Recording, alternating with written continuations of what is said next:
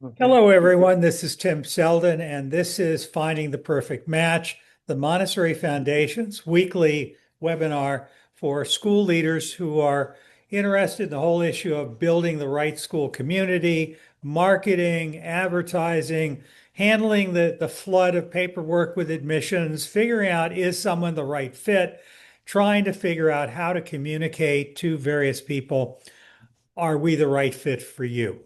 And with me are a bunch of my old friends. Sharon, Margot, and Marlene are on my screen. There's others in the room, I know. And please know you can unmute at any time and jump in. Marlene, before we started recording, you were mentioning that, you're starting to get more movement in your school. And the whole question was, you were remembering that I often say, don't sell Montessori, sell your school. And I was about to say when we hit the record button that I think one of the things to remember, regardless of the age of the child, and today's topic is about how to message for families with different age children, because a toddler parent is not in the same place as an early childhood, and a first grade parent is not in the same place as early childhood, and middle school and high school. They're all different. And every school is different. So you got to figure out what is your message for your school? What's the right fit for you? But I think that in general, if we start off with an assumption that what parents want to know is how are you going to make my life better as a parent and as a family? What are you going to do for me? And in general, it's not so much what we say or what we promise, it's whether or not we form a conversation, a relationship with them that leads them to feel confident that if they choose to pull the lever and apply to share in school, that they're not going to regret it, that their kid is going to be loved, their kid is going to be seen, they're not going to be made to feel humiliated, that as a parent, they're not going to feel like they don't belong at this school because they're not rich enough, they don't drive the right car, they're not of the right religion or ethnic group, whatever. In other words, that they're going to feel like, for all this money, at least I'm treated with dignity. And for a lot of parents, their worst nightmare is you're going to make them cry, that you or your teacher are going to do something that causes them heartache. And a lot of things could happen. One is their kid comes home with poop in her pants, or she comes home with scratches on her face, or comes home crying. I hate that school. Those kids are so mean to me. Or the teacher is mean to me, or the teacher brings a parent into a parent conference and says something that makes a parent feel like the kid is a screw up. Mhm. We're trying to find parents who are going to believe that we're going to see them, we're going to love them, we're going to be partners with them. And it isn't just whether we teach French. It isn't just whether or not, we're open the right hours. I mean, obviously, all those things matter. If they want a bilingual school and you offer a bilingual school, yeah, that's one box ticked. And if you're open in the right hours and they work early and they need late care, that matters too. But the difference between you and the cheapest, 10-hour a day or more childcare is something else. It isn't a commodity. It's about why your school makes them feel safe, feel honored, feel protected, convinces them their kids can be happy at your school. And of course, not every kid will be happy at your school. Part of the secret is trying to figure out, are we just selling or are we actually in a conversation to see whether or not their family, their kid, and our school and our teachers are a good fit? Because if we go out randomly promising the world to everyone, we're not going to get very far. People are going to realize that we can't actually deliver on a promise, and they're going to be on Yelp or Google giving us a bad review. And they'll give us a bad review anyway. I mean, that stuff happens. So again, our goal is to try to make as many deep relationships. We want relationship bank accounts that have lots and lots of depth so that when something goes wrong, the parent just doesn't automatically pull the plug and say, I'm out of here. We want it to be really hard to leave. And that's really emotional. It's not about, do you offer AP chemistry? They get that for free in the public school. Okay. Now, before I go on with the slideshow, does anyone today want to start with anything that you want to share or ask? Please feel free.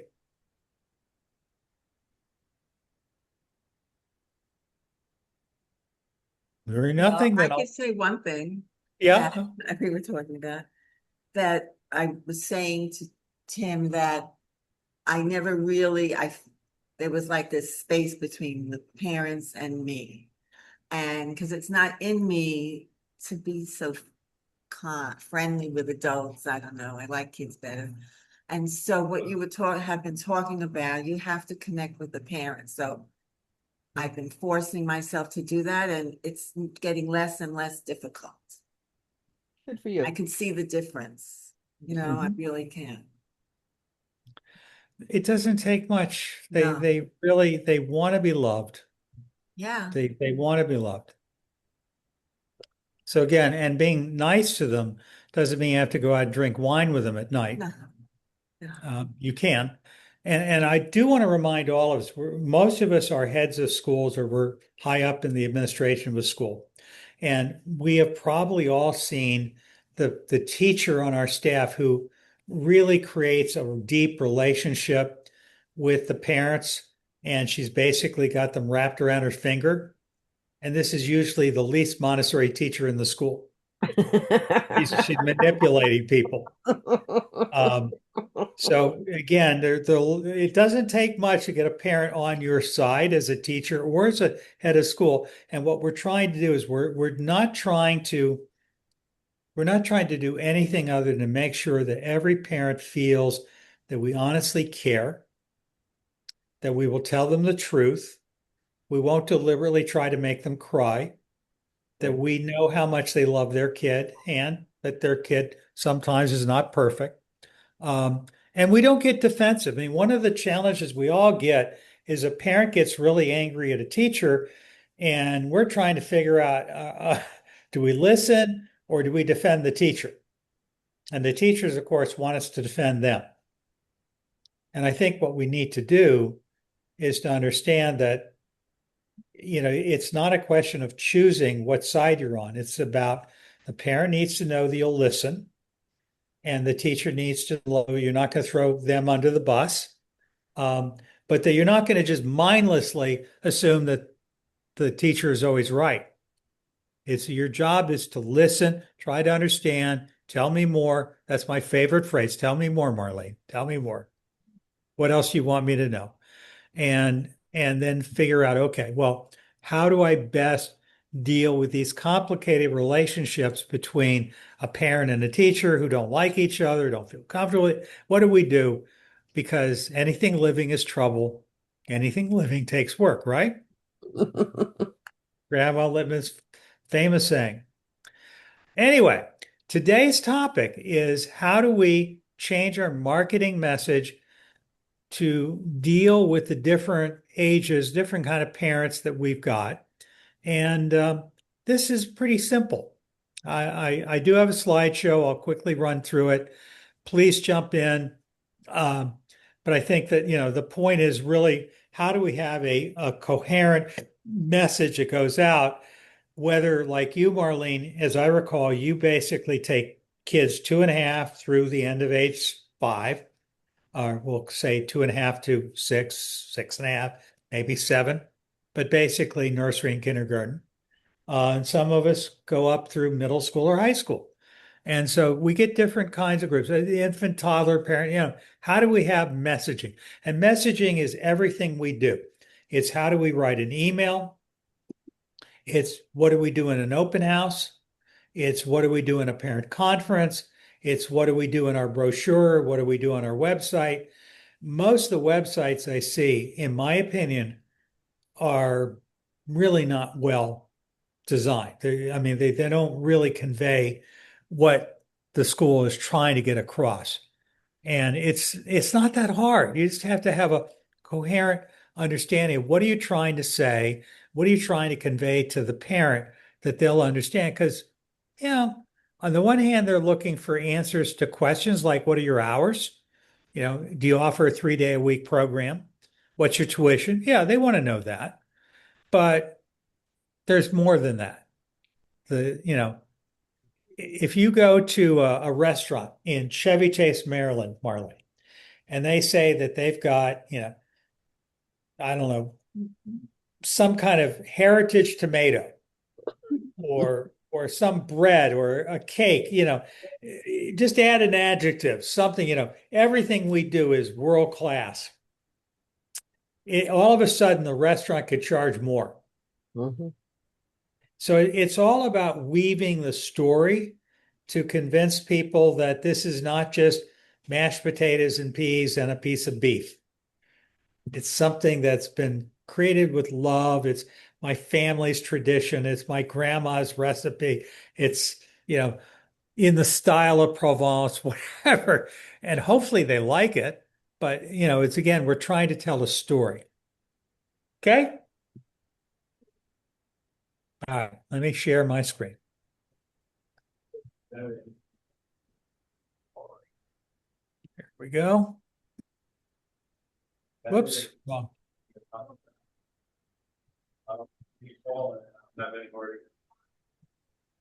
Huh. Interesting. I'm sharing, but it's not letting me do anything with this. Let's see what's wrong. Better stop sharing. Clearly, I'm not on the wrong screen. Hi, Marjon. How are you? Glad to see you join us. Let's see if that works. All right. Clearly not the right slide. Huh. Trying to make it move back and forth. There we go. All right, that's where it starts. Okay, so today's topic is one school, many audiences, how to describe your Montessori program at every level. So the premise is that just because you got one school doesn't mean you have the same message for everybody. The Montessori philosophy is shared across every level, but the experience that the family is going to have is going to shift profoundly from infancy through the older grades. So the whole idea is to figure out, how do you communicate with a parent of that particular age level in a way that they understand what it is that you're going to offer them? How will you make their life better? So the goal of today is pretty simple. And again, I'm assuming everyone really pretty much knows all this, but it's still worth going over to remind us.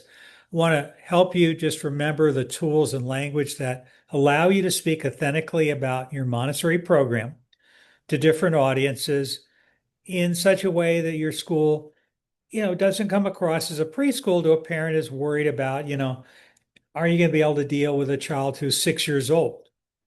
So we want to think about each audience's dominant worries and the questions that they're likely to bring to your school. Remember, follow the child, follow the parent. That's what we're trying to do here. We want to connect Montessori practice to the real benefits that the family is trying to get by approaching your school. They're trying to solve a problem. And that problem could be, they're ready to kill their kid. They need for you to take care of them before they kill their kid. Or they need to get out of the house. They need to go back to work, or they need to go to Pilates. There are all kinds of problems that they might be trying to solve, but they are trying to solve a problem. We want to have unify the level specific messages within a coherent way of describing your school, your institutional story. And we'd like you to have a repeatable message that you can use with different parents. So what is it that makes a school, and I'm going to think about Barry, which goes from, toddlers through the 12th grade and several hundred kids. How do you got 5, 6, 7 classrooms at each level. How do you create a coherent message? Because quite often Teachers are doing their own thing at their classroom level. So you're trying to create a unified philosophy of your school. This is why we always talk about the importance of the blueprint of your school's philosophy and core values. And if you don't know what that is, email me and I'll be happy to send you information on it. But I really feel strongly you need to have a coherent written document that explains who are you and what do you believe in. Um, so you've got four planes of development within the typical Montessori school.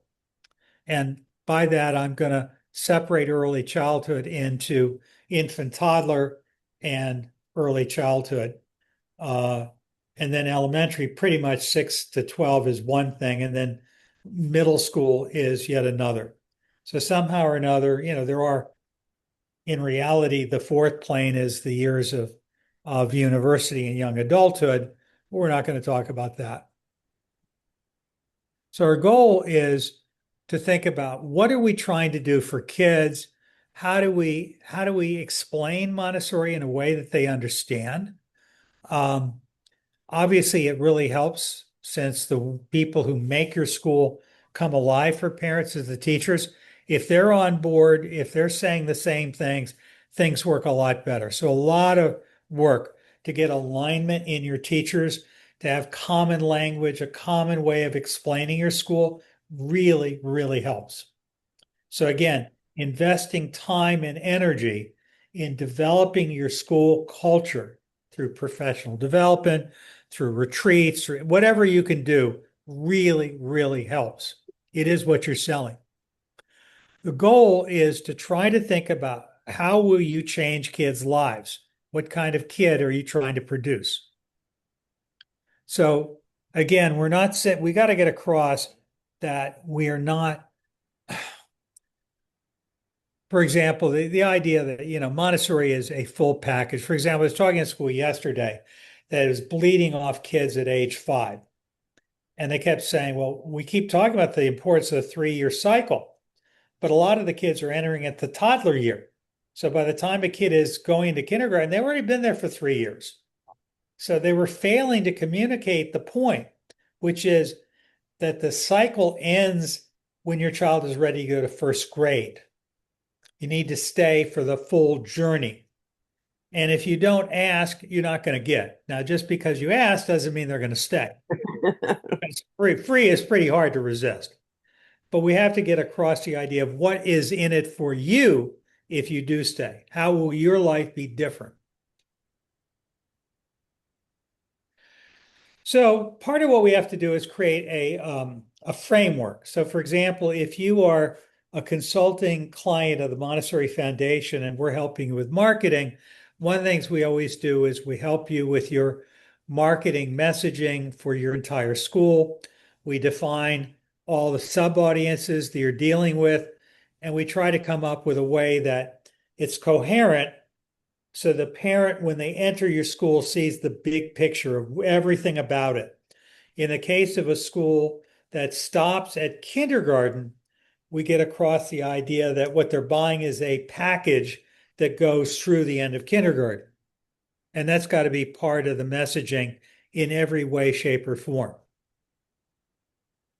So every age level has its own unique truth.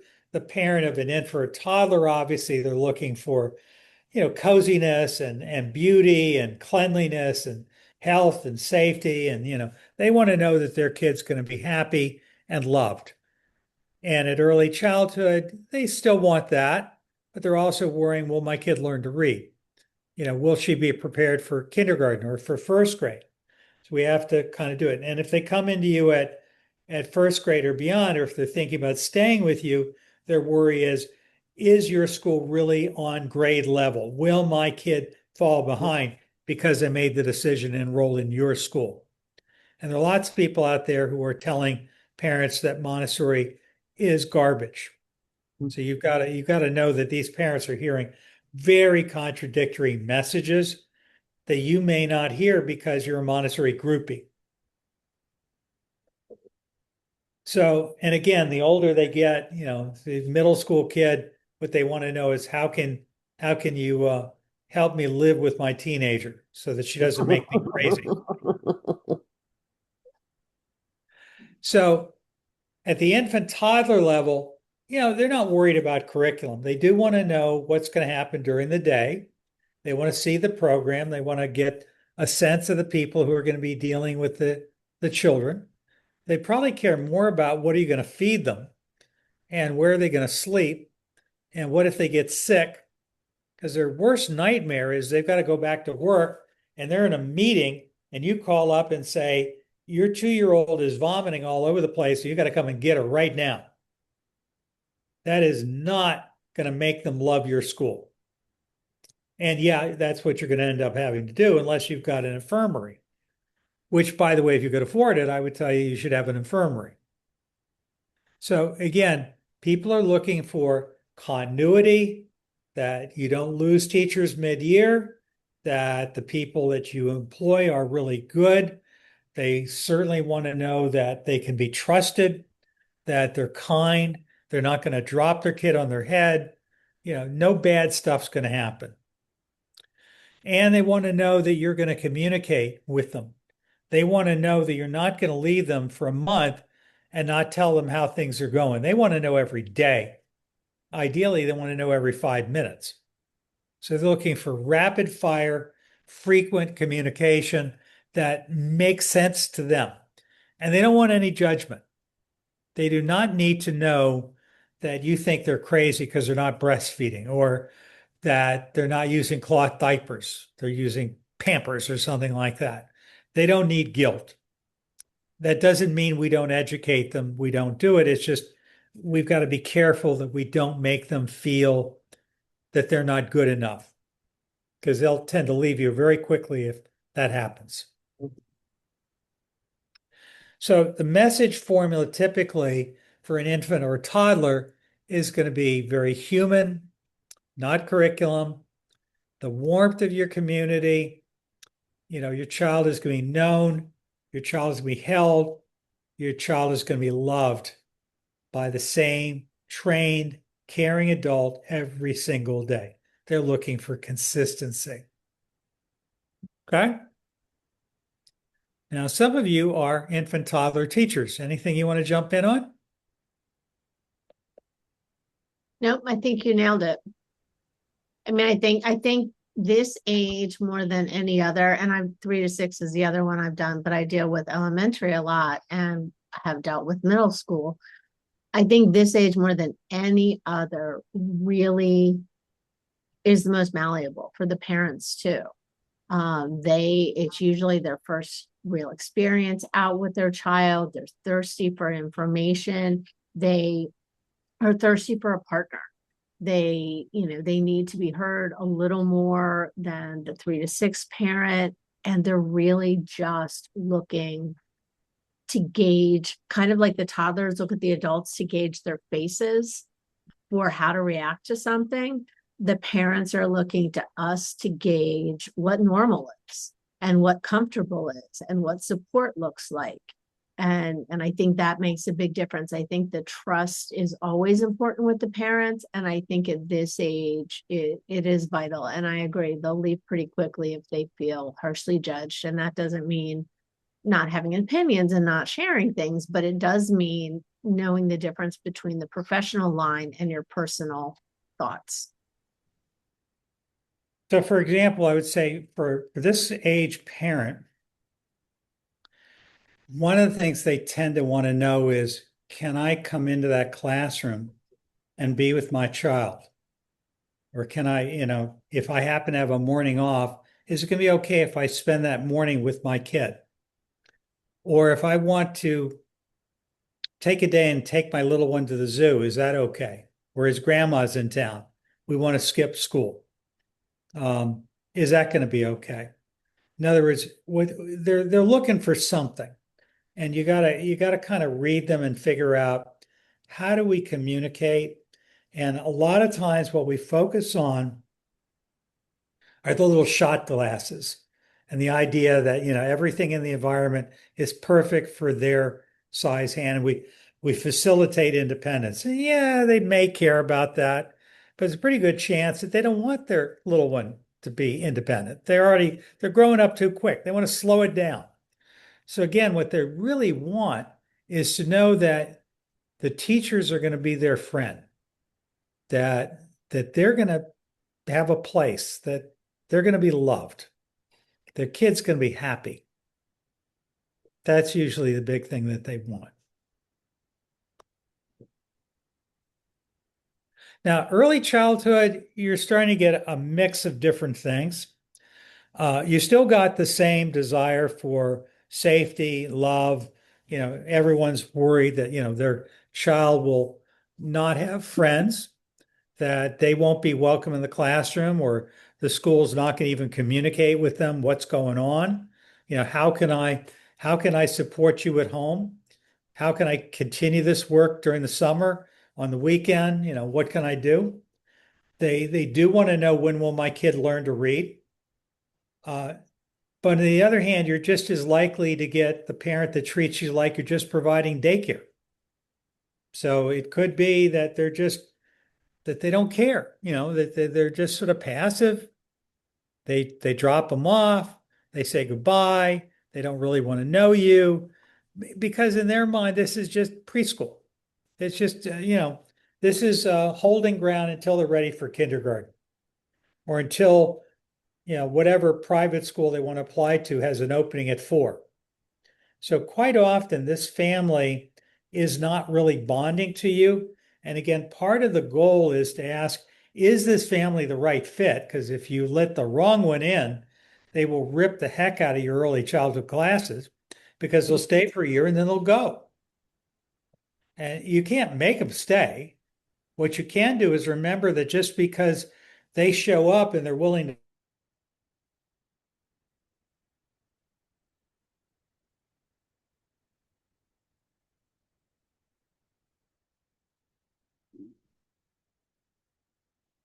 but that whole idea of challenging a parent, we're not right for everybody. Let me tell you what we offer. Let me tell you what we're looking for. That idea of the two-way contract, in my opinion, is very, very important. At this age, you're more likely to get headway with the independence, with the nonviolence, with the self-esteem, emotional health, the idea of making friends, of becoming a caring individual. For a lot of parents, that's what draws them to Montessori.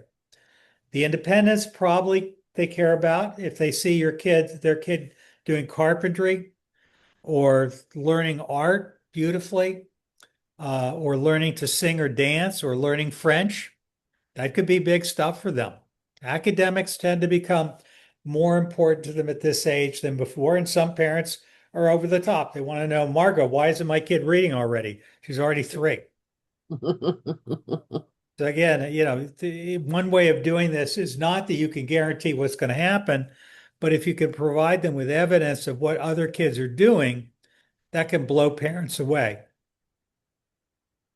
So I think I've mentioned on this webinar before the essay that John Long at Post Oak wrote, called The Referral, where he describes bringing a parent of a 5-year-old into the children's house.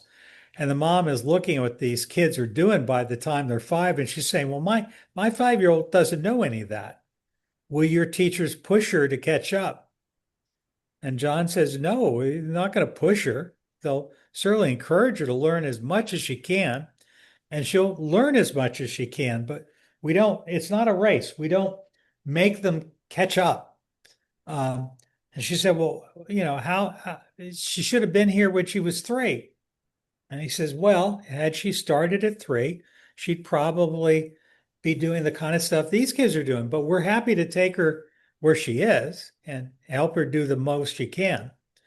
So the mom realizes that for her, she's too afraid that the kid won't be a dummy. She'll be the slowest of the class, and she doesn't apply. But within an hour, this lady's friend calls up and says, my friend says I need to talk to you right away. I have a 3-year-old. That's the referral. So the bottom line is what we're trying to do is help parents see what it could look like. How will this kid be if they stay? And I think that's so important because none of us want a family leaving us at kindergarten, just when it's beginning to blossom. Every one of us wants these kids to stay for the full cycle, if not beyond. And it's that last part's really important because we don't want them to think that staying through kindergarten is good enough if we go through middle school. Right. We want them to go the whole way. But I think the first obstacle is if you're not willing to at least stay through kindergarten, you probably would be better off choosing another school because the results become permanent if your child at least stays through kindergarten. And I think that's generally true. Okay. So again,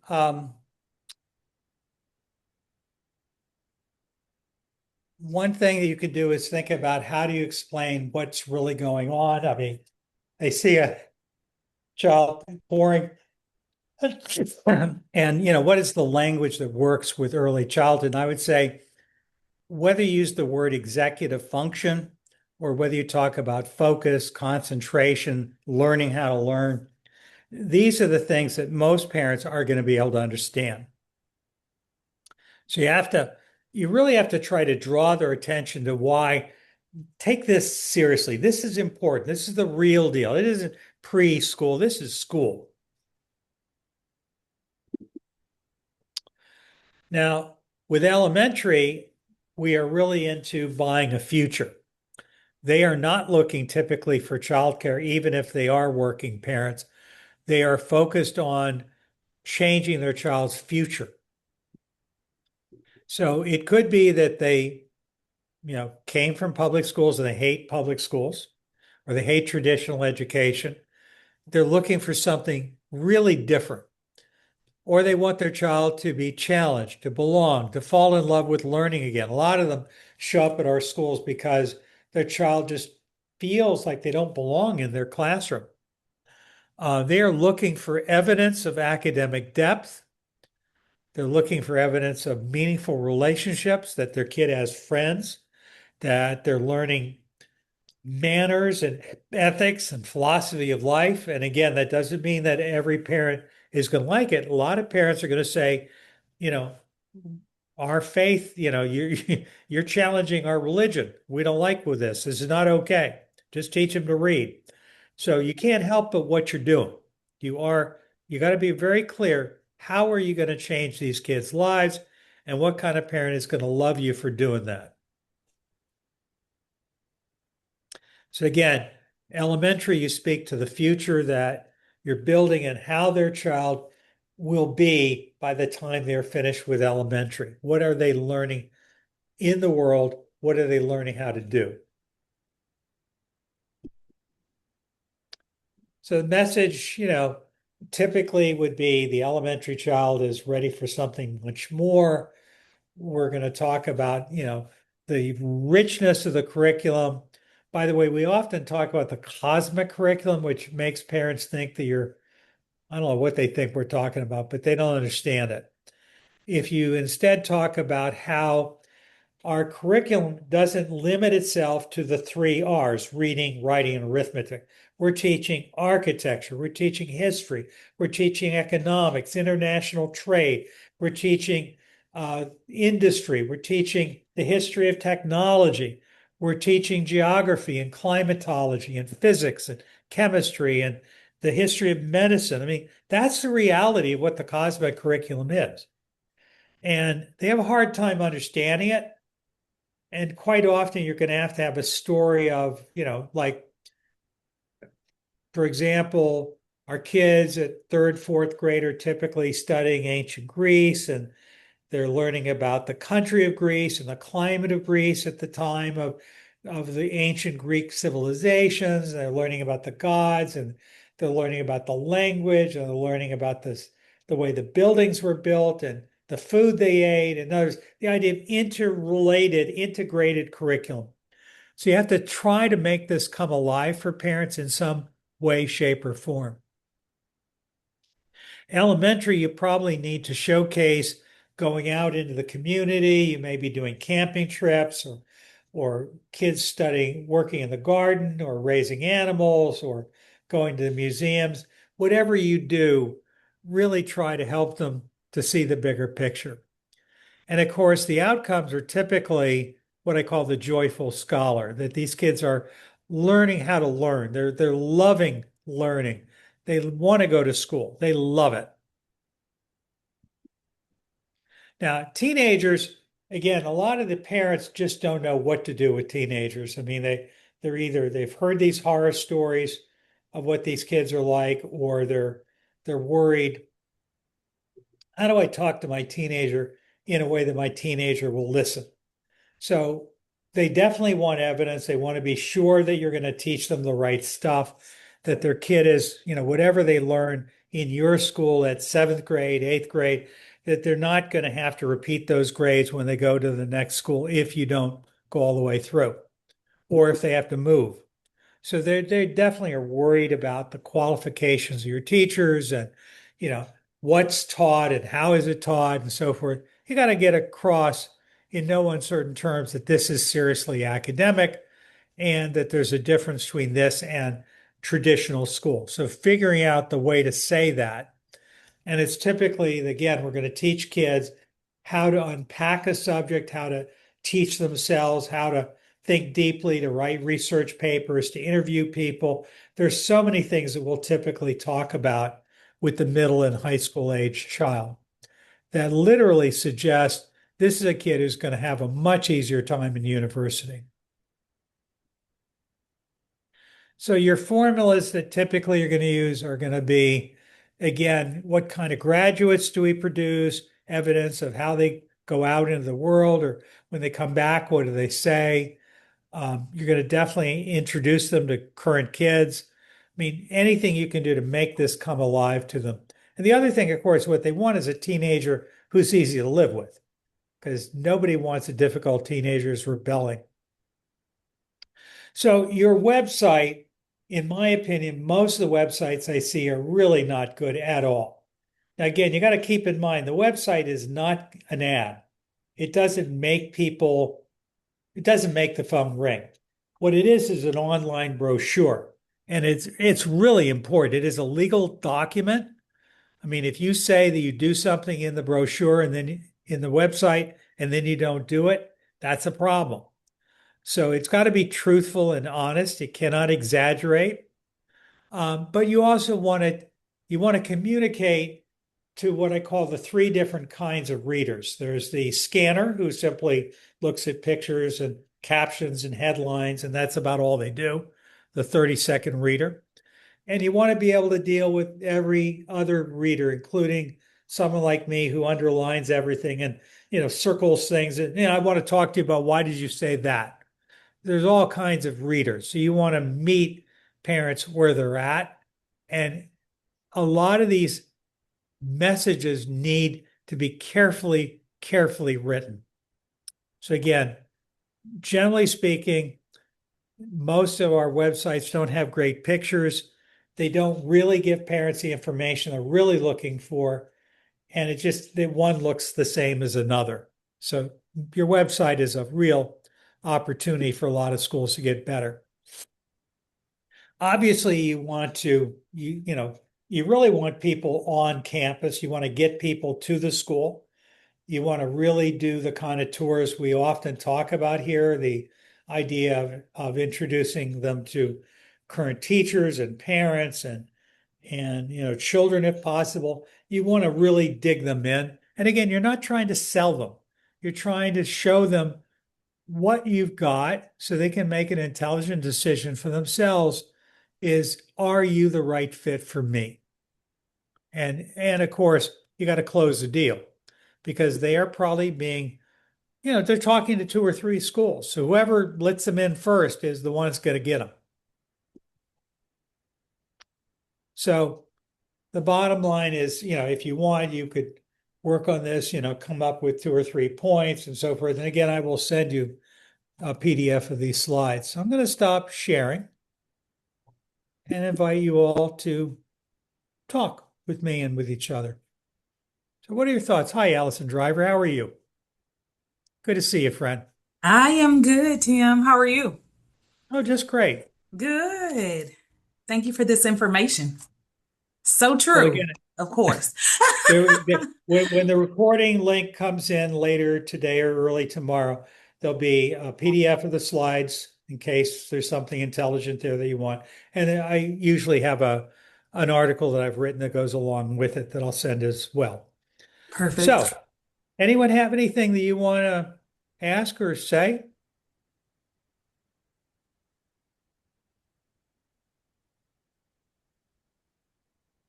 One of the problems that we face at our school, and I'm working at Central Montessori School, is that most of the parents see us as a stepping stone for what you said, that they will come to school for a number of years. Maybe they have joined us even as an infant.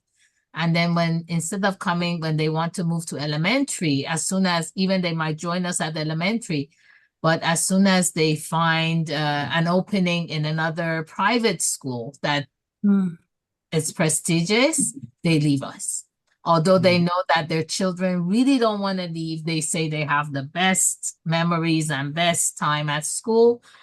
And academically, we see and we prove to them, and they can see for themselves, for example, that we do a standardized test starting grade 2, and our students are on average 2 grade levels above the national Canadian average, but still they leave us. So it is becoming a problem.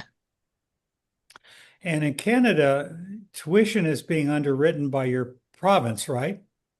No, not for private schools that are not like, so we have different kinds of private schools. But we are the kind of private school that we can choose what our tuition would be. But we are not a very expensive private school. So they leave us and they go even, so it's not a matter of not being able to pay the tuition, because mostly they go to schools that their tuitions are way higher than us. Yeah. Marjan, who are you working with for your marketing? Are you working with Clint and Ames? I don't think we're working with, I'm not sure if the head of school is working, but I don't think we are marketing. I actually think that we do have to do marketing, but the head of school believes that not everybody, as you said, fits into Montessori schools. And what we have to do is mostly working with the population that we already have. And not anyone coming from outside is going to be a good fit for our school. Well, certainly I understand that position. I think it's a mistake because all of us who've been in Montessori have seen kids coming in at every age level, including the 11th grade. And they look like a Montessori kid and they act like a Montessori kid and they desperately want to be there. It's a good fit. So, it doesn't mean that everyone's a good fit. I agree with that position. But I think it's silly to simply say, if you don't start with us at age 3, we're not going to consider you. We do consider, but she says our focus should be more, because we have a lot of students at the lower division. So we have to change things within the school so that we can keep more of our own students instead of focusing on what we can bring from outside. Well, I may agree with her on that. I mean, again, I don't know your school, but again, the reason I asked you about marketing is, generally speaking, what you want to do is, number one, you want to do a deep dive into what's happening now, what's working, what's not working. And so, for example, in your case, it sounds like you're not having a hard time getting in families at the early childhood, the CASA level, but you're having a hard time getting them to stay with you for the full cycle. And you're bleeding people off to either other traditional schools that are more prestigious, or they're leaving to go to, publicly funded kindergarten or whatever. So again, you have to You have to unpack what's happening. Yes. Then you try to But figure at the, yeah, sorry. At the for the earlier years, it is part of that government program.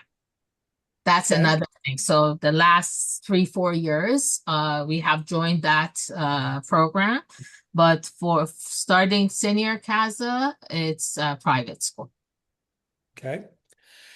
Again, what I'm trying to say is that this would be a good example of where a good marketing agency Good can one. help you to look at what's happening, why is it happening, and what can you do about it.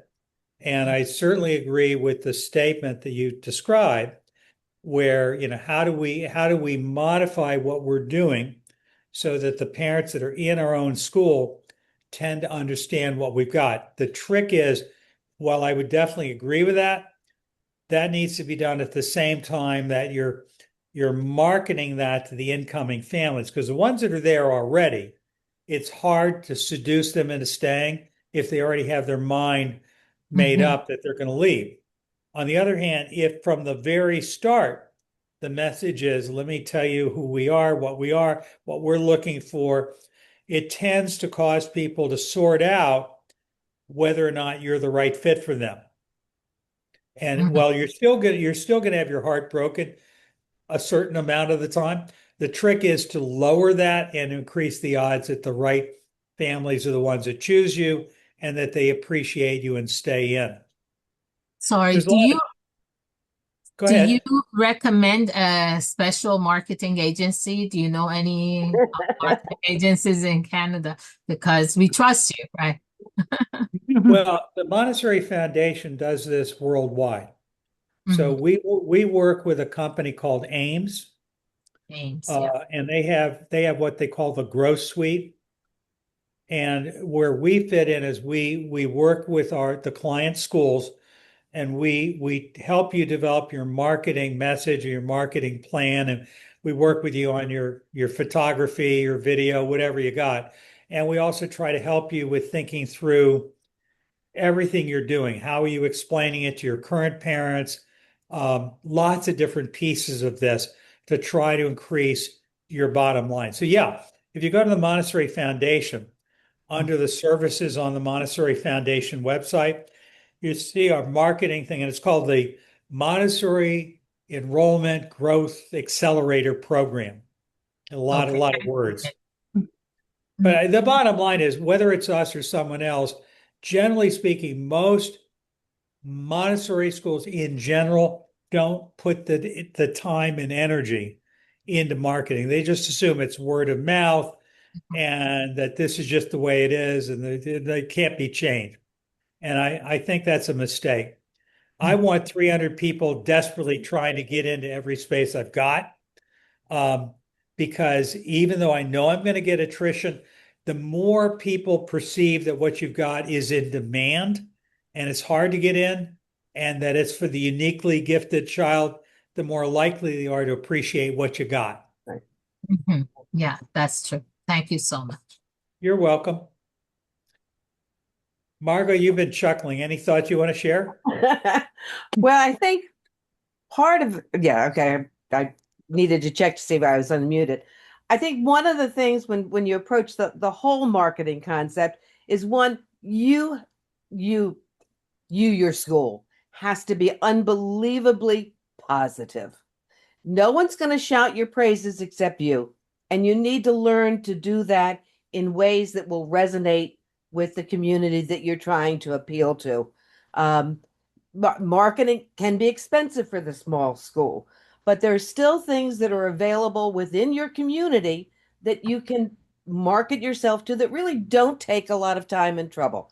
Um, and I know that people poo-poo Facebook these days, but almost every community has a local Facebook group. It's called Moms of or Families of or whatever it may be.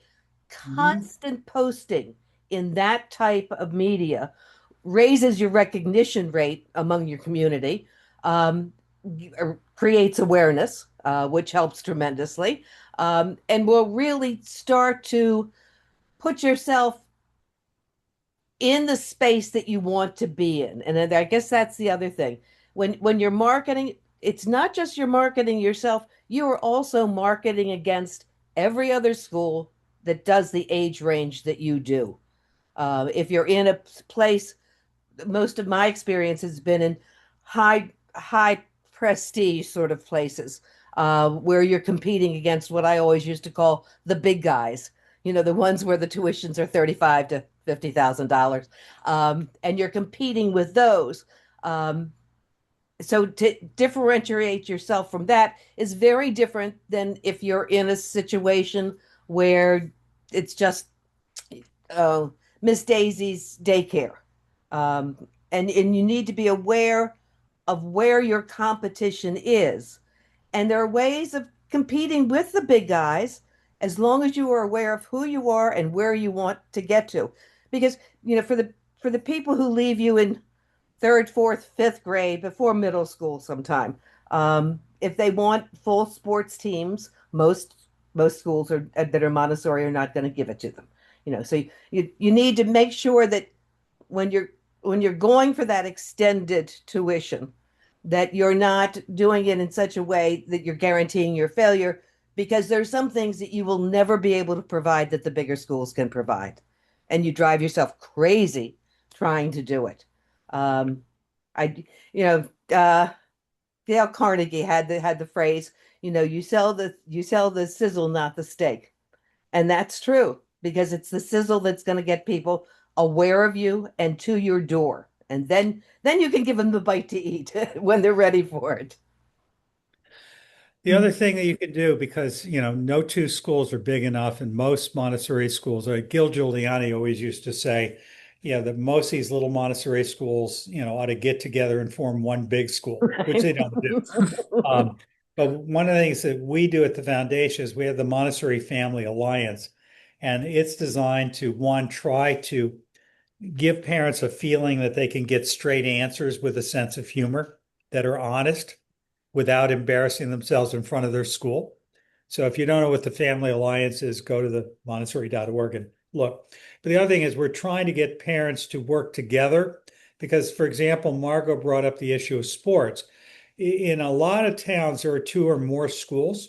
And if those parents of those two or more schools get together they can create a soccer team Right. to compete with other small schools. So you can start to give more bragging rights to your school. Allison, how are things at your school these days? Yeah, I was going to say, I was just thinking about earlier when you were talking about the tour and engaging the parents and not like focusing on selling the school, but just sharing the information. I think that's huge. And I know what I have done is when we're going to the different classrooms, have the teachers share their stories. And longevity has been really beneficial for us, having that low turnover and having the teachers speak to why Montessori, why they stay, because I think that that's a big thing now in a lot of different schools is the turnover, burnout, that kind of thing. So just hearing that teachers are appreciated and valued and can really teach the child where they are, we communicate that, and that's been beneficial during our tours specifically. So again, the whole cycle is first they got to know you're existing. Margot pointed out that there's all kinds of things you can do that lead them to think that one, they know you exist, and two, that they think highly of you. And one way to do that is paid ads. Another way to do it is by being perceived of as a source of expertise and reliable information.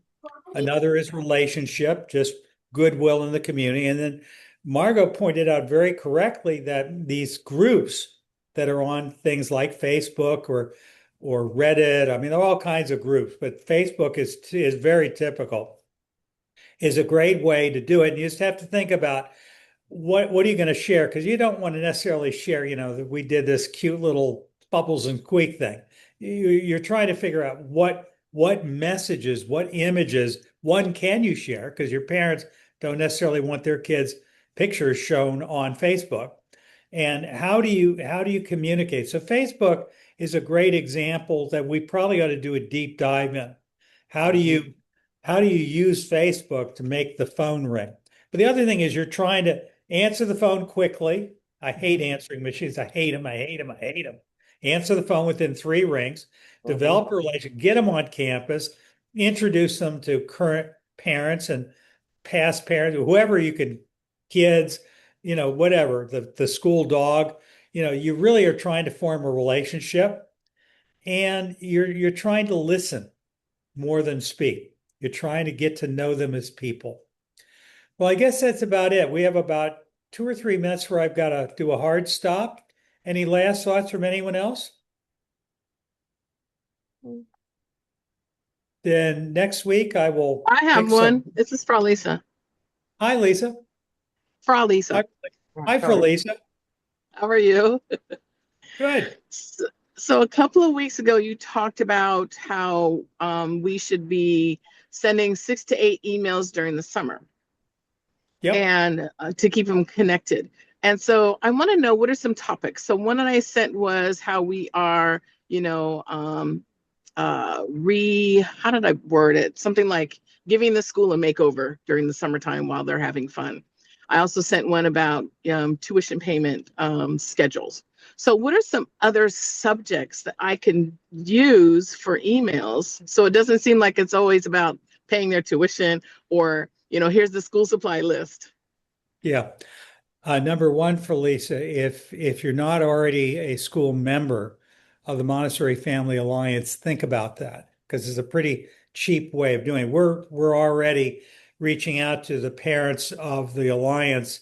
You may have seen the weekly newsletters that we're sending out, but we're Yes. going to be sending out more and more every week from the Alliance, just helping people to get ready for school and talking about the home and so forth. But if they go inside the actual website, there's a lot more. That's just what we're sending out through email. Secondly, if you don't already have it, you should have the Montessori new parent onboarding playbook. Do you have that? I don't. Okay. Send me an email just reminding me, and I'll send you a copy of the playbook, because it's got a whole plan of what to actually say and do that you can just modify to your heart's content. Okay. Okay. But you've Sounds just good. had a great question for Lisa. We'll be happy to do that. All right. Thank All you. right. Well, thanks, everyone. Appreciate you all. I look forward to seeing you all next week. And again, anytime we can help, just reach out and give us a call. Thanks, Thank you, Annette. Tim. Thank you. Bye, all. Bye-bye. Bye. Thanks. Bye. See you next week. All right.